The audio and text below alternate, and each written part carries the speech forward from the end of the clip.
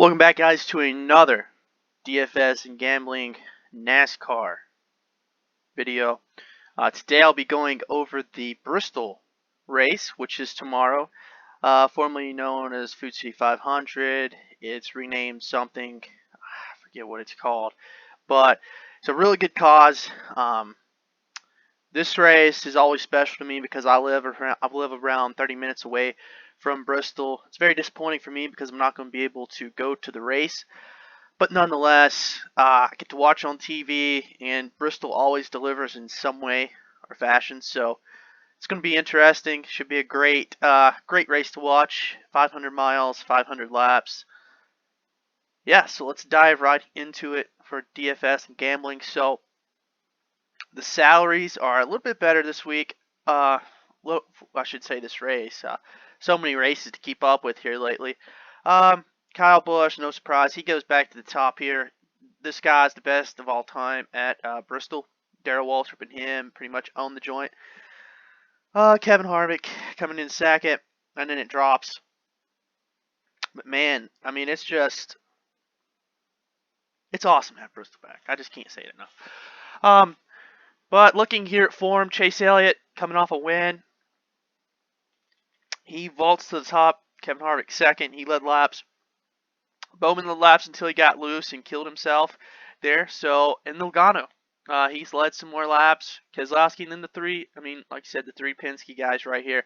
Truex, he slots down here at 9,400. He's still in okayish form. I'm starting to get a little disappointed in his crew chief for some of the ways they're handling the car setup. Jimmy Johnson, Kurt Busch, Kyle Busch. I mean, Kyle down here at 87.9. That team wasn't their fault. I forget who it was, but he was racing. It was like 3 wide, and I think Eric Almirola got into him, and it tore up his left rear. Had to come down and fix that. He had a flat tire, and his day was over from there. That was a good fade on my part, but yeah. So let's dive into Bristol here. The Bristol rating.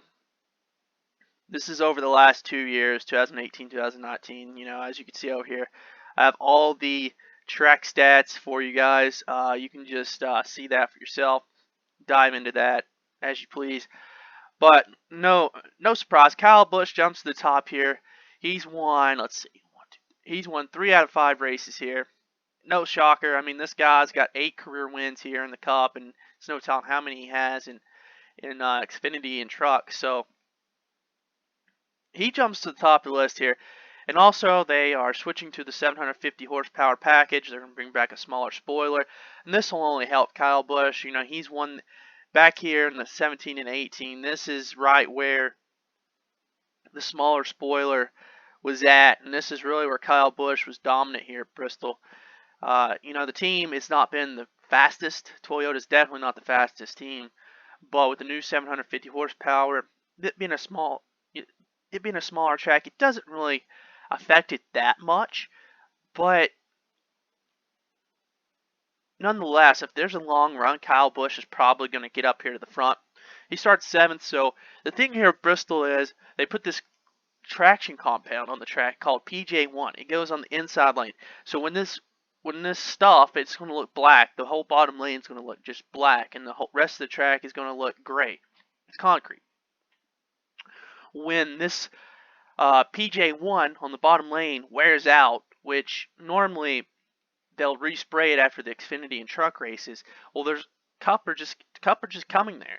There's nobody on the track, so that top lane's not going to have any grip on it. So they're going to be riding around on the bottom for the first 100 some laps until the tires start wearing out. That bottom lane gets slick. They have to go to the top to be able to control their car, and the grip starts being built up. So expect around lap 100, 150, somewhere in there, that this will be a 2-groove racetrack, and it's going to really be awesome to see. I really don't think that inside lane will be able to hold up just because it gets so slick when the grip gets worn out on that bottom lane. But nonetheless, if it holds up pretty well, it should be a 2-groove racetrack. But listen, Kyle Busch is going to start on the inside in 7th. He should be able to move up, about 5th, 4th within a couple laps. Depending on the competition caution, you never know when that's going to be. He should be able to work his way up to the top 3 get a pit stop, and Kyle Busch has probably the best pit crew in all of the sport. So I see a path here where Kyle Busch will get to the lead. The Penske guys are going to be very tough, and as I'm about to talk about, as we go back to the salary, I really love Kyle Busch this week. I've been off of him the past couple weeks, but I definitely the blue plays you'll see are the guys I'm interested in. Did you guys a favor, just to point out the guys I like in case I don't mention it. Kevin Harvick, 12,200. His form is insane. Rodney Childers came back with a great setup in this last Charlotte race, but it was set up for the short intermediate run, not the long run, and they definitely got a long run there at the end, and he fell apart. Nonetheless, he ended up in the winning lineups. As you can see here for Kevin Harvick, it's been a little bumpy. Before 17 night race, he was a guy to beat here. And ever since then, I've not really looked into the lap sled category or anything like that. But I'm going to assume there's not much there because his rating is just average for the last 4 races. But you look before, man, he was one of the guys to beat. So right here is what I'm looking at in terms of the small spoiler package. Not much to see here from him. He starts 8th. That's going to be so the outside generally is the place you want to be on restarts. But on the early going, I expect the inside to be the strong lane, like I said, for 100 laps till there's grip built up there. The outside's going to be a little slippery. Those guys are going to have to be careful, especially with no practice. I expect him to fall to like 10th or 11th, get his way back in somewhere around there, and then race up. I don't expect much from Kevin Harvick. He needs to lead laps. This is a long race. And it's 500 miles. There's 500 laps. Plenty of laps to be had. Can Kevin Harvick's pit crew get him up there? I don't think so. Can Kevin Harvick himself get up there? It's debatable. Kevin Harvick, the smaller spoiler is going to help Kevin Harvick pass more guys. But the question is, are they going to be able to beat Penske? Are they going to be able to beat Gibbs? It's really tough for me to see a path here that Kevin Harvick leads this race. It's definitely doable.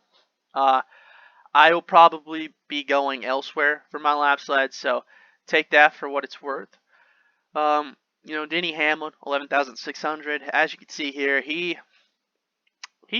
very consistent. I go to all these Bristol races generally, and I always got the feeling, Denny Hamlin's going to be up there at some point. Obviously, he won the night race last year because he took Matt Dibenedetto's win from him.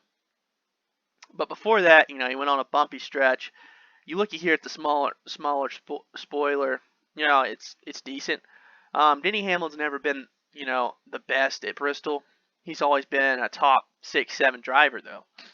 But at this price, you want lap sled from him, so to get that 5x, 6x, and it's going to be really important, even more to get that 6x value at this point because there's so many laps to be had, so many fastest laps that are just going to go randomly throughout the field.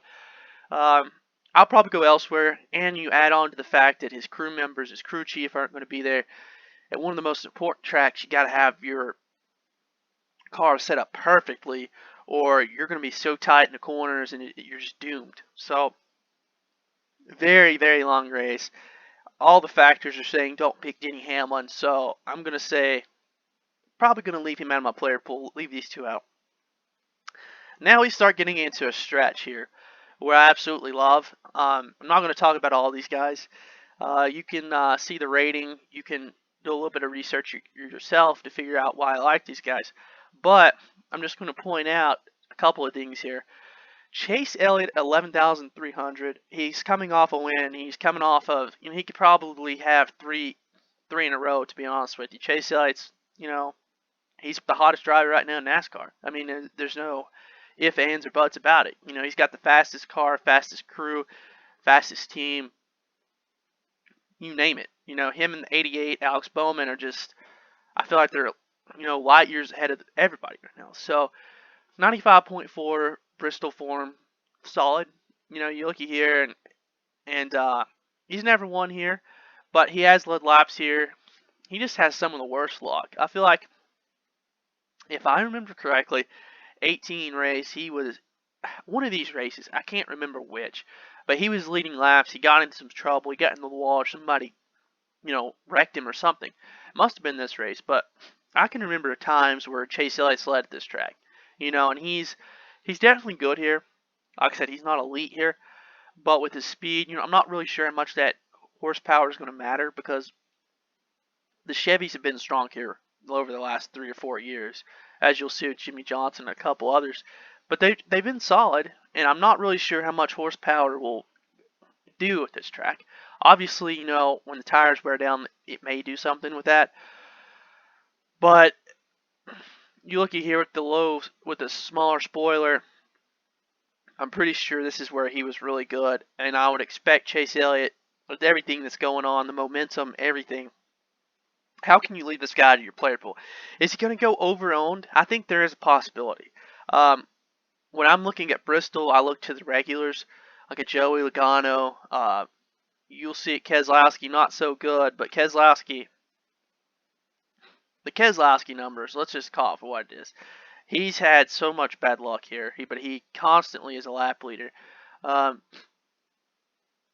But I like the guys I know that are going to get it done here, that have proven in the past, one of the ones to beat here. Chase Elliott doesn't come in mind. But Charlotte's not a track that I'd expected him to be great at. What happened? He won. There's just so much speed with Chase Elliott right now. It's really hard to argue a path to fading him, like I could a Harvick or Hamlin. The form, he's best in form. He's coming off wins. Could have had 3 in a row, like I said. He's got to finish first, or he's got to lead laps.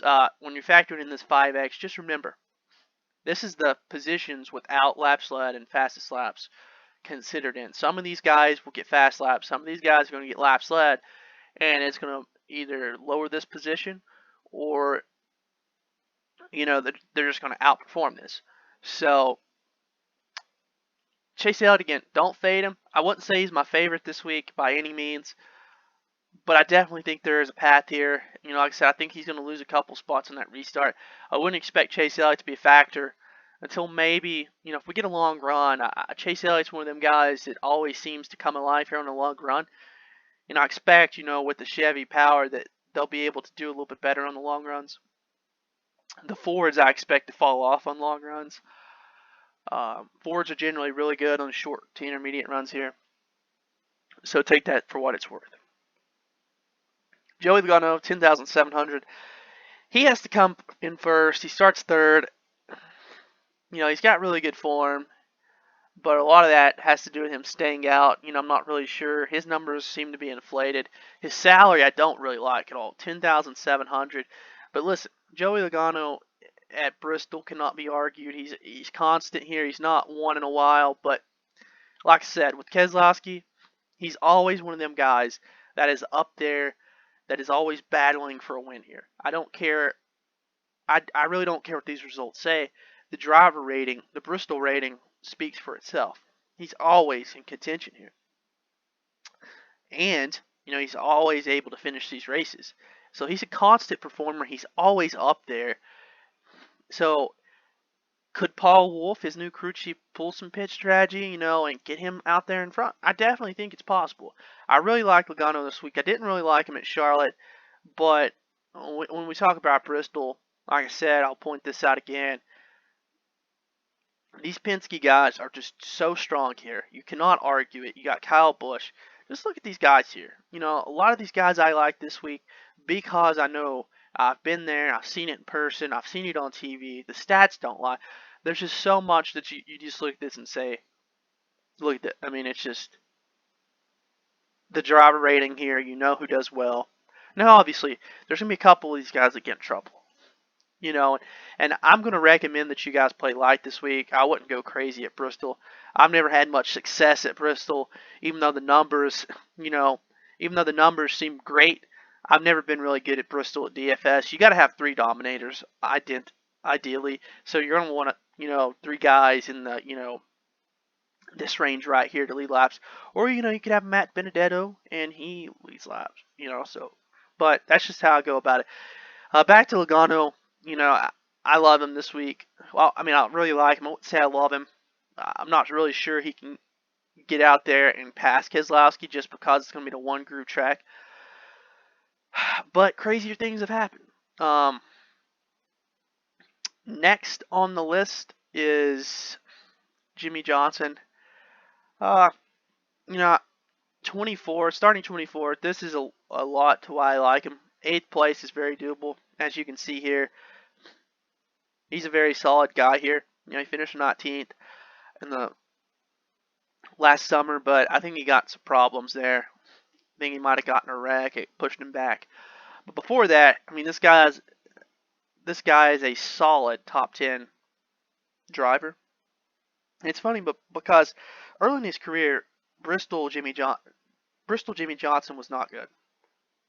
But later on in his career, the more steady he has become. At this price, you're probably going to want laps led. I'm not really sure that 54 or 53, however many points this is, I'm not really sure that's going to get it done. So you got to really be careful about that. You really would want to bank on Matt Dibenedetto to get your laps led or something like that. So I definitely like him. He's probably better cash play than a GPP play. Like I said, GPP plays, you're probably going to want to get more aggressive with the guys you think that can really win this race. And do I think Jimmie Johnson can win this race? I don't. I don't think he's that great at Bristol. He's really good, though. So he's very safe. He's got a safe floor. I think the top 10 is very doable. Like I said, though, I don't think he's a top 5 driver here. And I definitely don't see him finishing top 5. Clint Bowyer, same boat, but Clint Bowyer is a little bit better here at Bristol. If I'm choosing between these two, I definitely prefer Clint Bowyer this week. Clint Bowyer is really great here. He loves the track, as you can hear it in his voice, and just check his Twitter. Very solid performer. He's just a lock for a top 10 most of the time if he stays out of trouble.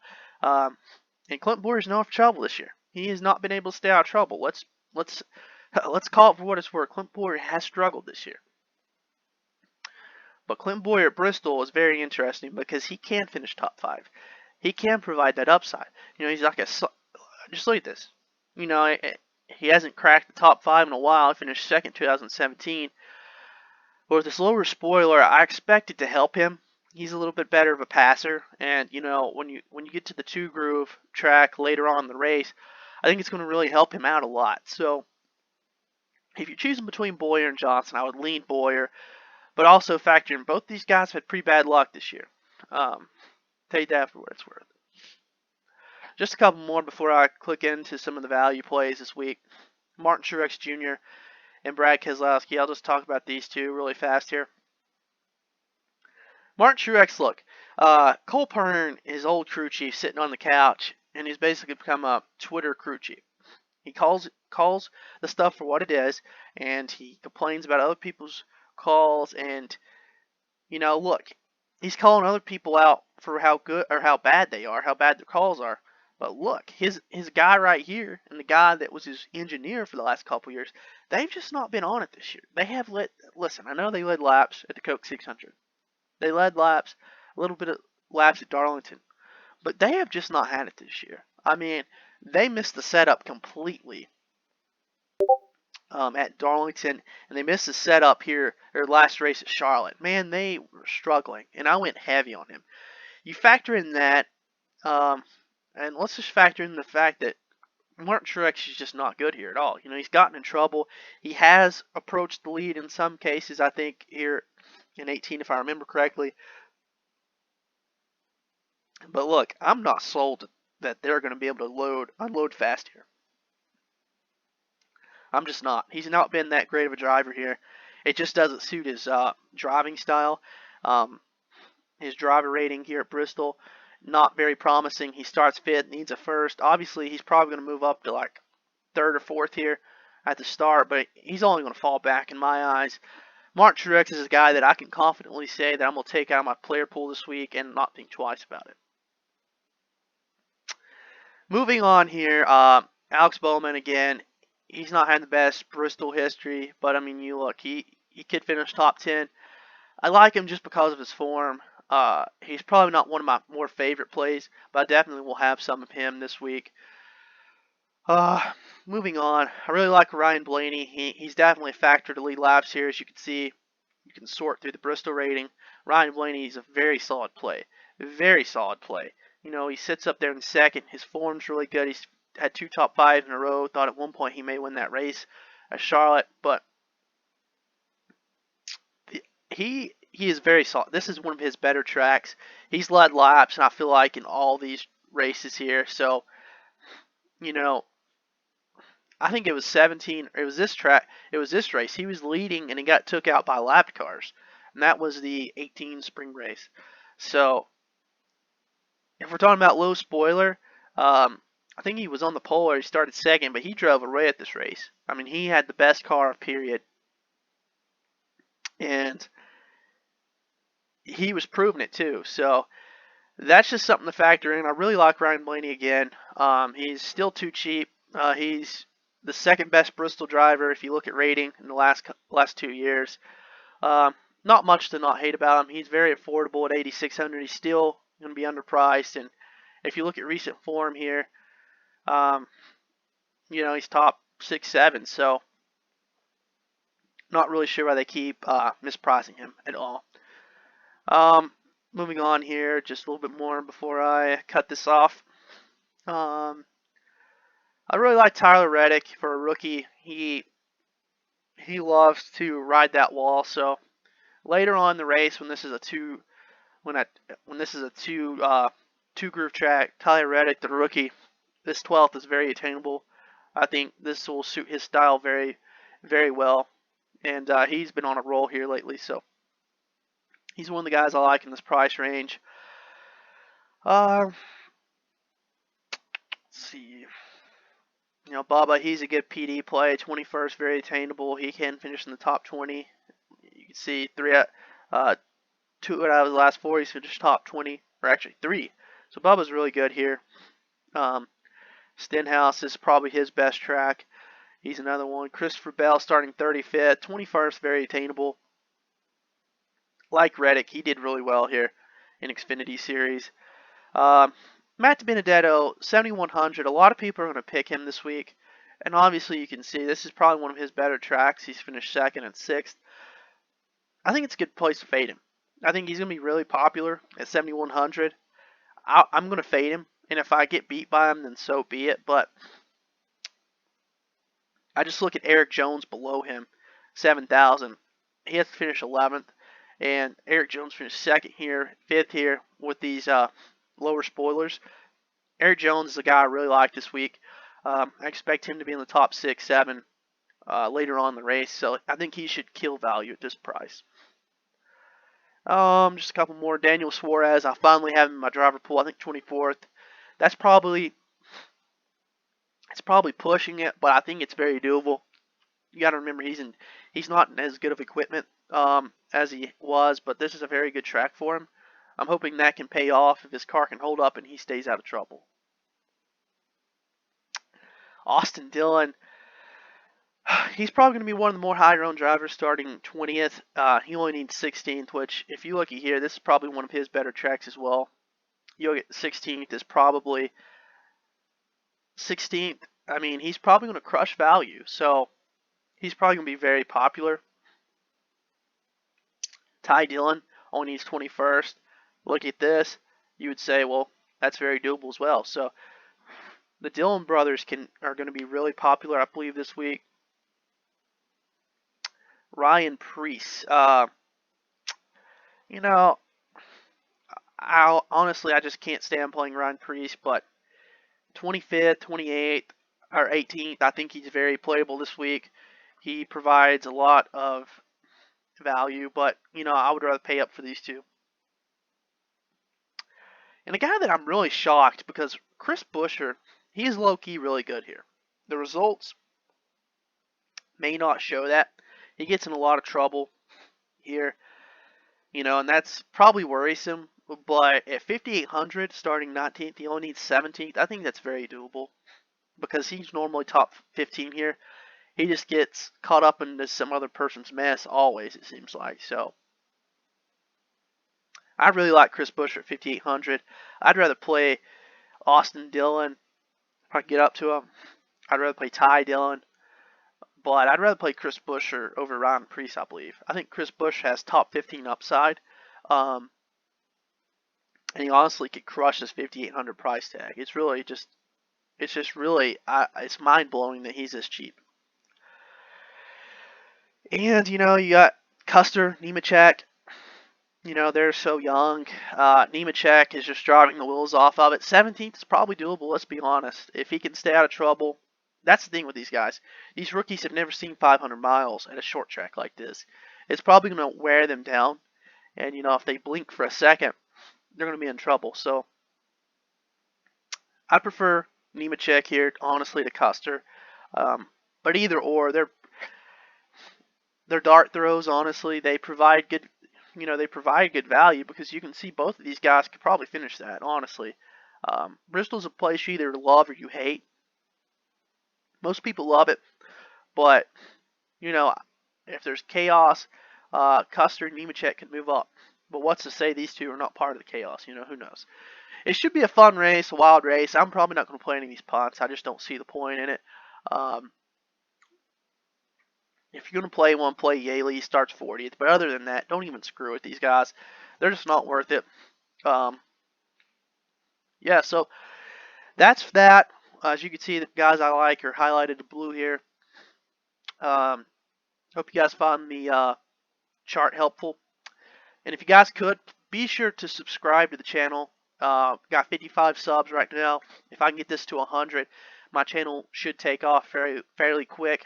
If you guys could, though, please like this video as well. It really helps the YouTube algorithm, and I pop up more YouTube searches, which in return helps me get more subs. So like I said, if you guys could do those two things, that'd be great. And once again, guys, I hope you all crush it tomorrow, and I hope that I can post a green screen on my Twitter. Also, follow me on Twitter at StiflerBets. All the information will be provided in the description. Hope you guys enjoyed the video, and let's crush it.